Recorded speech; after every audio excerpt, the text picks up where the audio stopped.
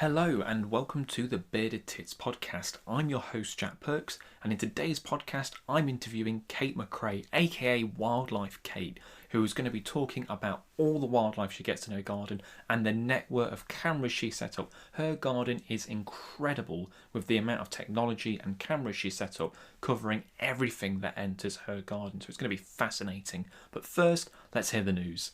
So I thought I'd better find a garden-related piece of news, and one came up that I couldn't resist, which is there's a rise in horny hedgehogs.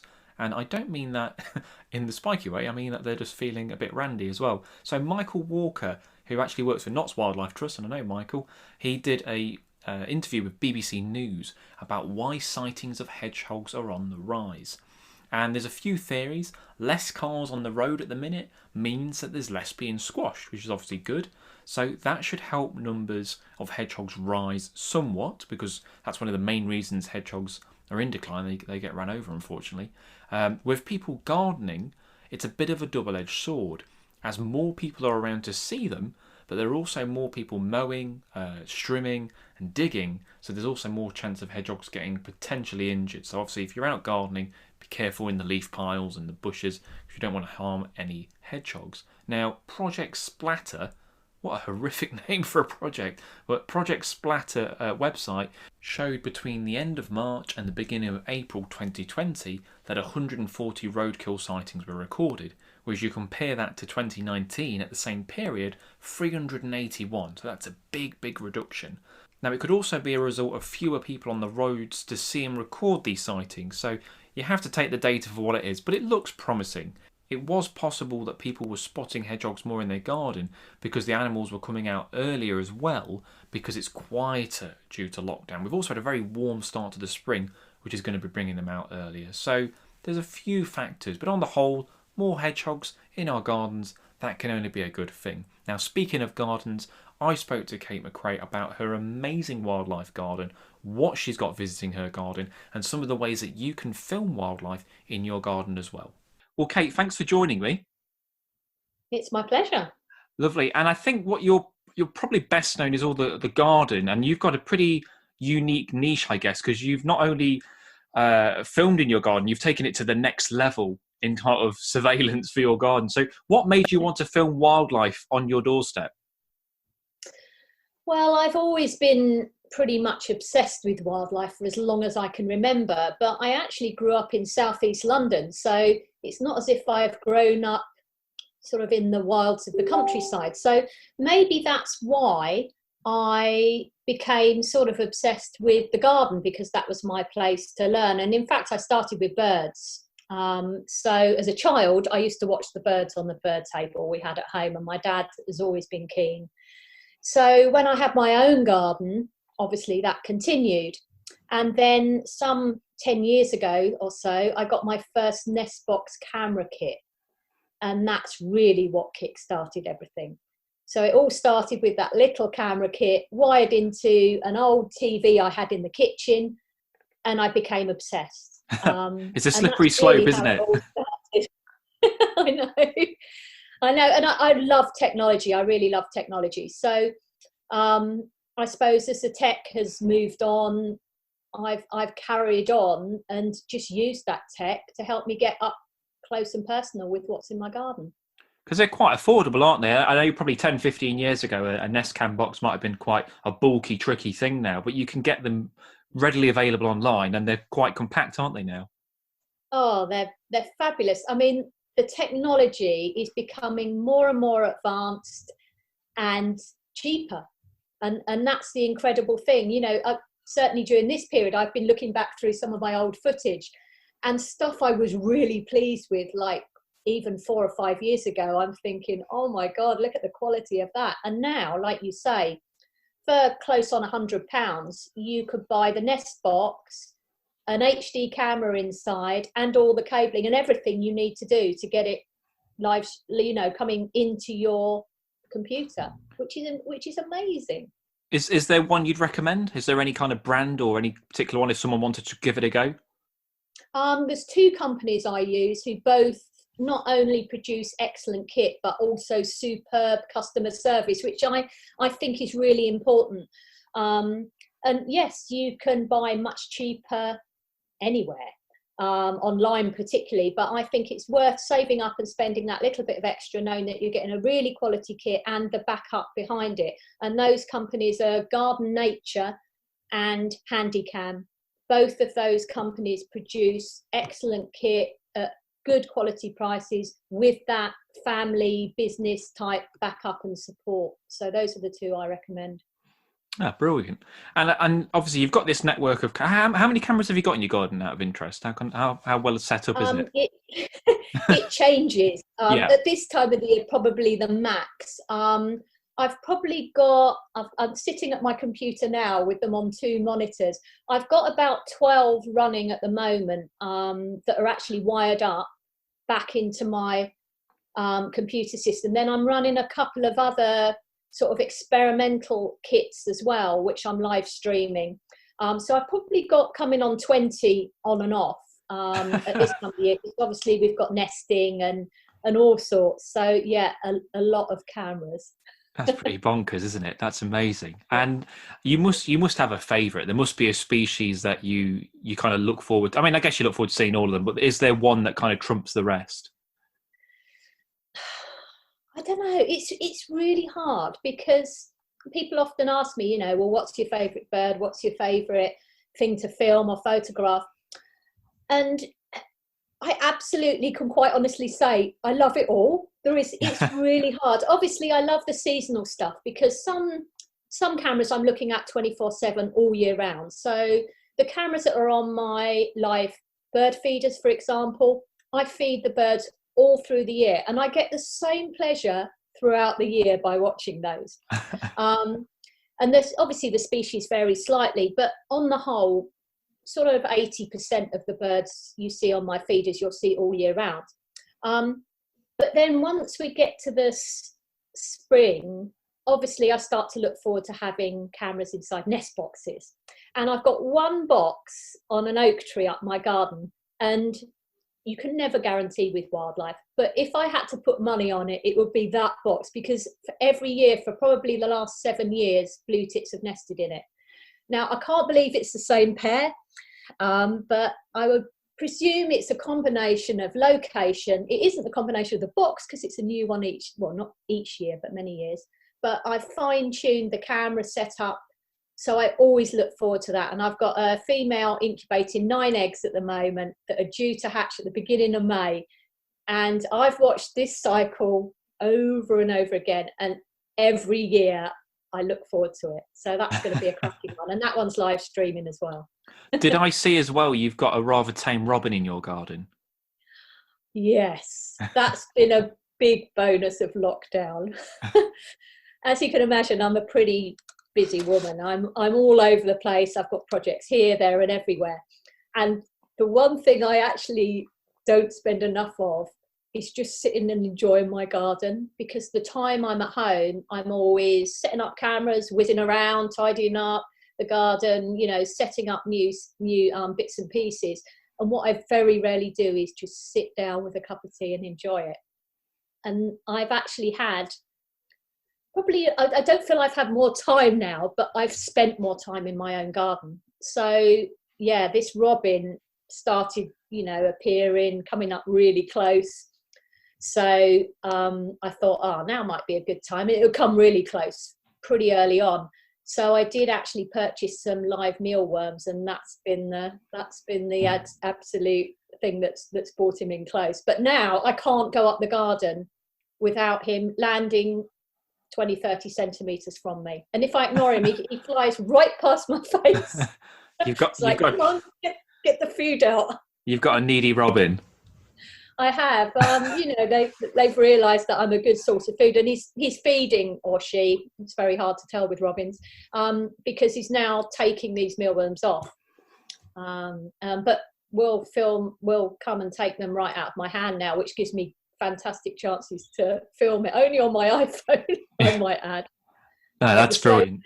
The slow motion option on the iPhone is fantastic. So I just hold it and then he comes and takes them out of my hand. I think that's what I saw on. I think you might have posted it on Twitter, but it might have been earlier today or yesterday, and I thought that is incredible. I mean, I get the odd robin in my garden, but I've not got them doing that yet. So maybe that's a challenge for myself. Yeah, and they seem very. I know we like to think, oh well, they like being around us and they get to know us. You know, I'm a food source, and somebody said they're no different to on Twitter. They're no different to any of the other birds, but they really are different. For you was going to say children then. I've got loads of species in the garden, and the blackbird is another one who's actually got really tame. He'll come up closer, but nothing on this robin, and I swear it just waits for me, because the minute I go out in the garden, there he is. He alights on whatever the nearest branch is and sings a little song, like a sort of whispering song, and just won't leave me alone until I go and get the pot of mealworms and then feed him some. It's wonderful. It's totally amazing. That's great. There's you could probably just hear my dachshund barking in the background, the little monkey. So you've mentioned all these kind of classic characters. You've got the blackbird, the robin, the blue tits, but presumably you must get surprises. And because you've got this network of cameras, you're in a very good position to pick them up. So has there been something in your garden that you've been like, oh wow, I wasn't maybe expecting that, or didn't realise they were there? Because you're in Staffordshire now, aren't you, as well? Yes. Yeah. I live on the outskirts of Lichfield in Staffordshire. Yeah. So yeah, I mean, I'm lucky because although I'm only about a mile from the centre of Lichfield, my garden is right on the edge of the boundary of Lichfield. So it's surrounded by open countryside. So my network of cameras pick up all sorts of species. I've had over 50 species of bird in the garden, for example. So occasionally I do pick up unusual ones, but I suppose I'm so familiar with all my species now that it has to be pretty unusual for me to get excited. But mammals probably are the ones that are the most exciting, because I film foxes every night in the field next to my garden. I put a small amount of dried dog biscuit, the same as my dog has, out, enough for them to draw them in for 5 minutes or so. So they're great. But on that camera, I've caught badger occasionally, and there's no set very close to here, so they're travelling up this far. Polecat. Oh wow, that is a good one. Yeah, so I've had polecat on that camera, and stoat and weasel.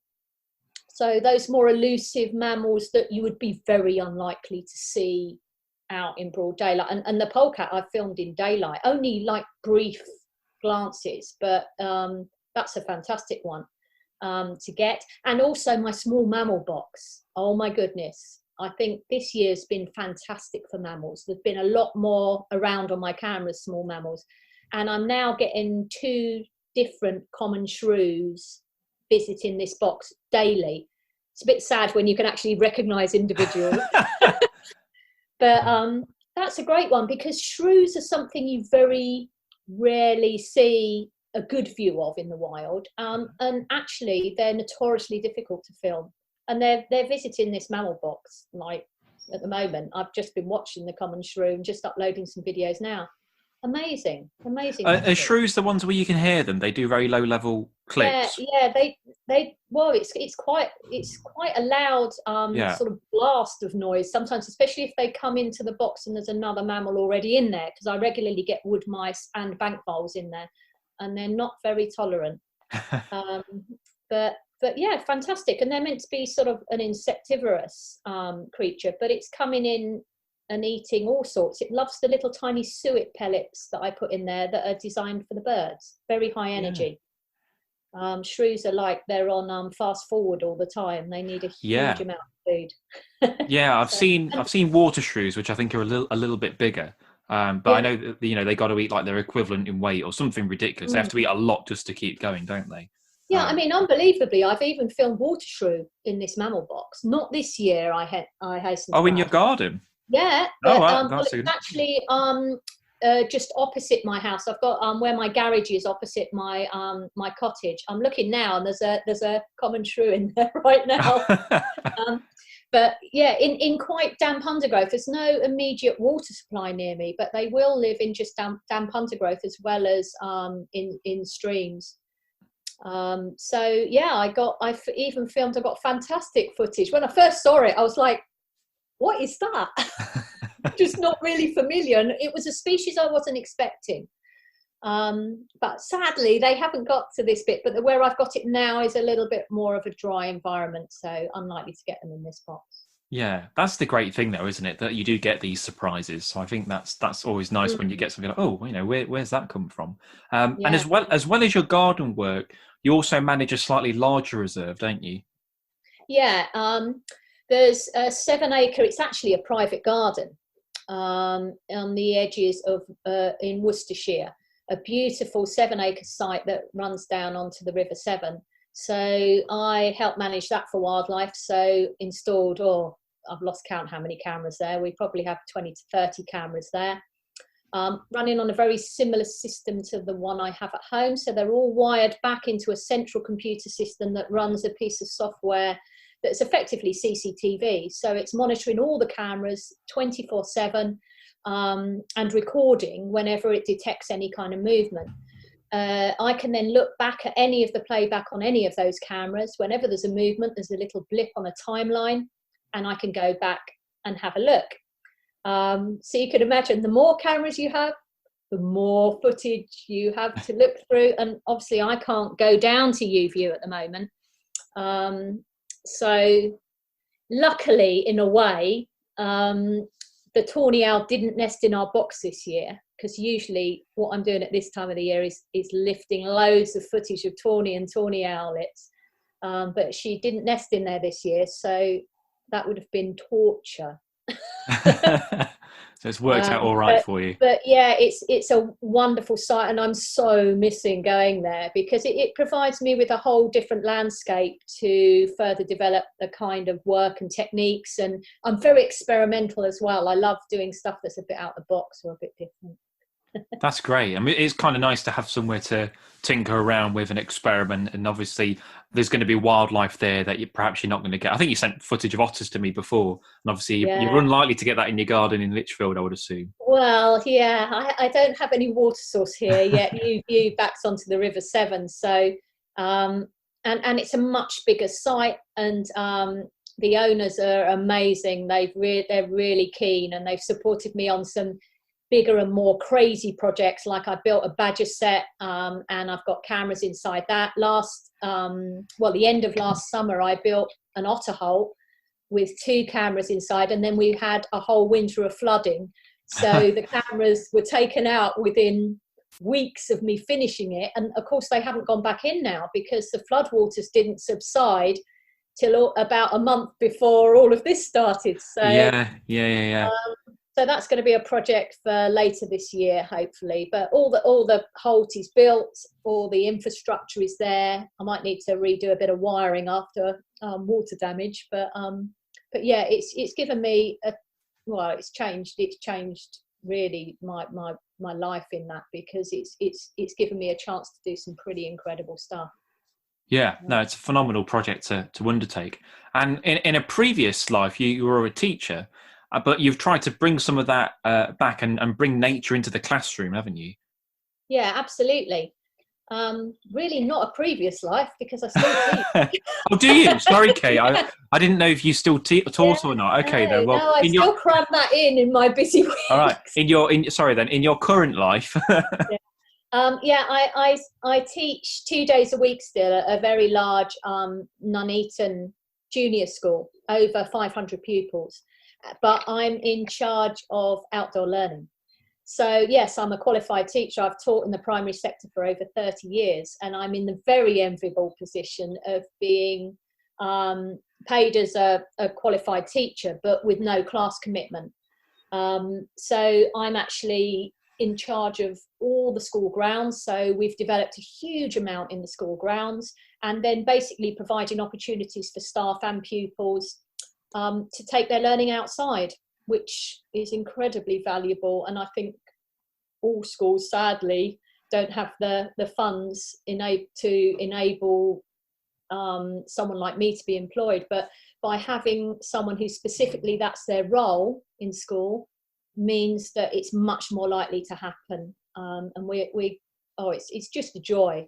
I absolutely love it and get a lot from working with youngsters.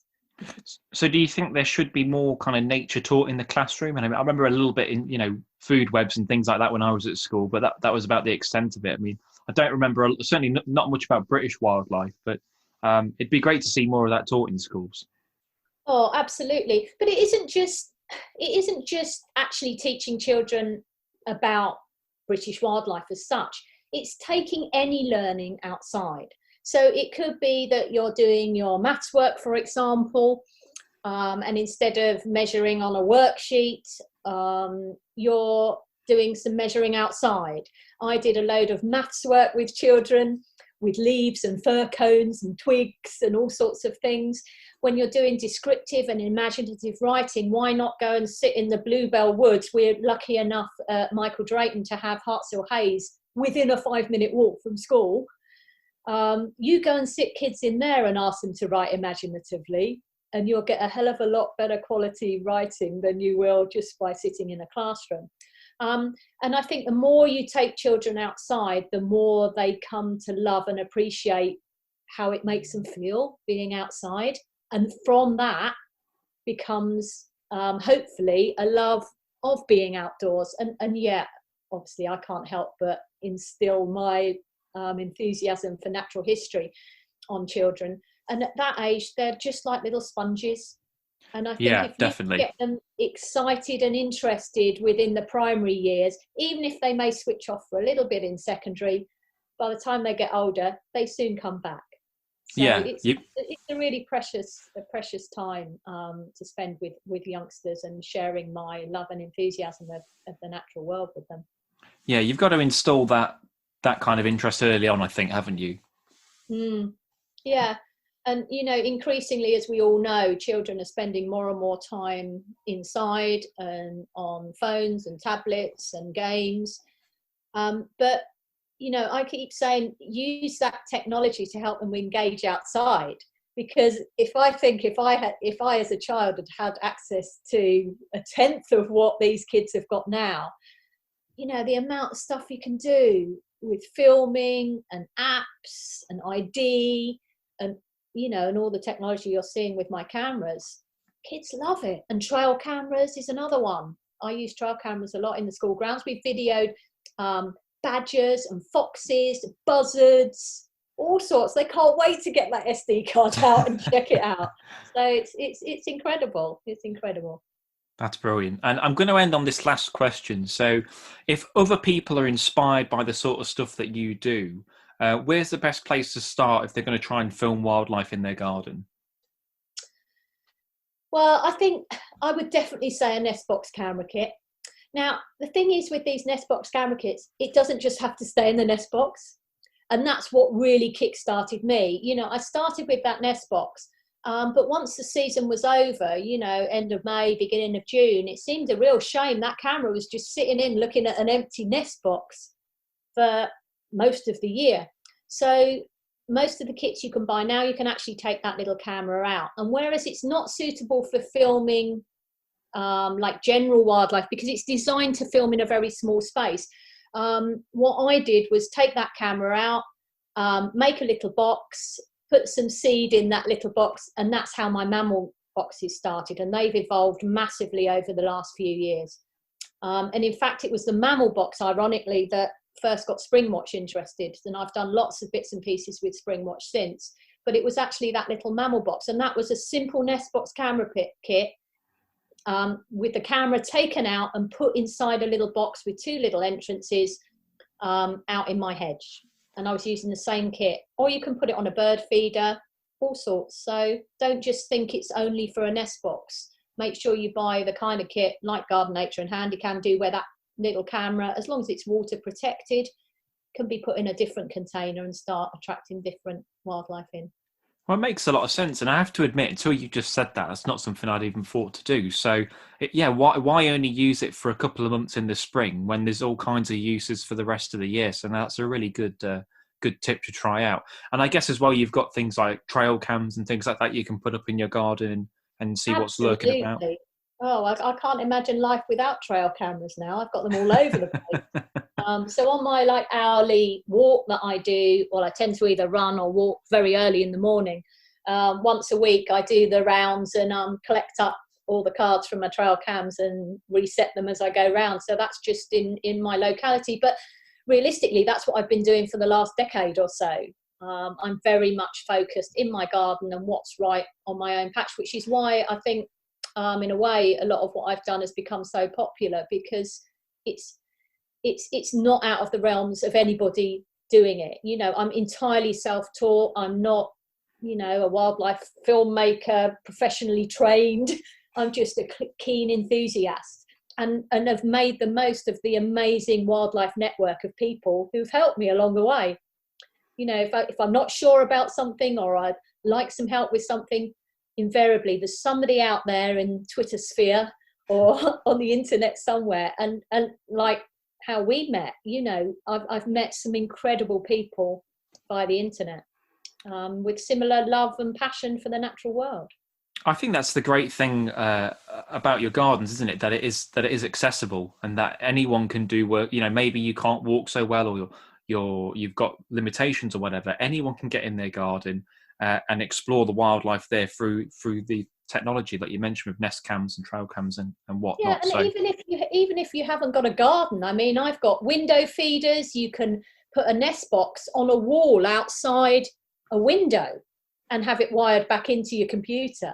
So even if you've got the tiniest space or a window box, I mean, I've seen stuff on the internet, people living in blocks, sort of tower blocks, and having all sorts of birds, including peregrines, coming and nesting on their balcony because that space mimics cliffs. So I think don't think, well, where I live I'm not going to get anything, because you will. There's got to be something there. I can't believe that you couldn't find anything in a space where you live. If you build it, they will come. Oh, that's great. Yeah. Well, look, it's been an absolute pleasure, Kate. Thanks for talking to me about it all, and hopefully that's given people some ideas to have a go at filming what's in their gardens. Yeah, and go and have a look on my website, because I've got lots of cameras live streaming, and those blue tit eggs are due to hatch anytime soon. So if you go on to WildlifeKate-alfrescowild.co.uk, you'll see all my new stuff. Cheers. All right, take care, Kate. All right, nice to speak to you. So that was Wildlife Kate.